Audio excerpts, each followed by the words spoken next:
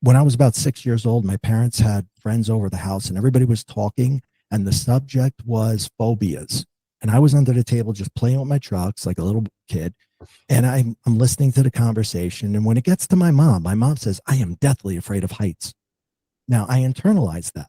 I didn't even hear it, but I internalized it.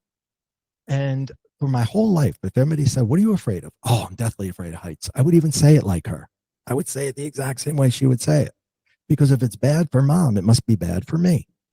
At the age of 50, we went to Peru, my wife and I, and we wanted to climb to the top of Machu Picchu. It was going to be a big celebration up there. We're meeting other people. It was a spiritual event. And I was so excited. I just climbed up the mountain, 14,000 feet above sea level. Never thought for a second about how high it was. They drive you most of the way up. I didn't climb. I'm not that good.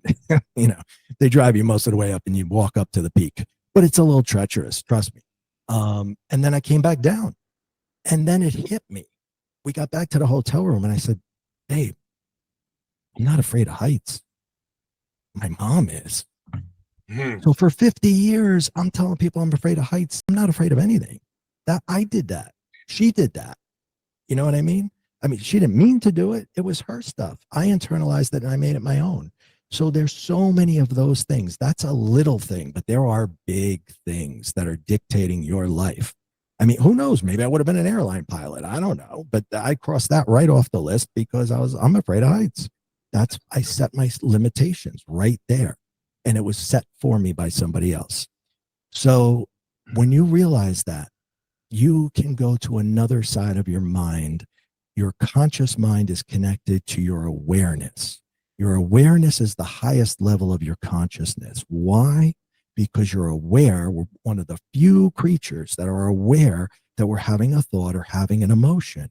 And if you're aware of such, guess what? You can change it. You can determine how you want to feel or how you want to be. And your awareness is connected to a higher source. And you can call it God, you can call it your higher self, you can call it source, put any label you want on it. That's where you're connected.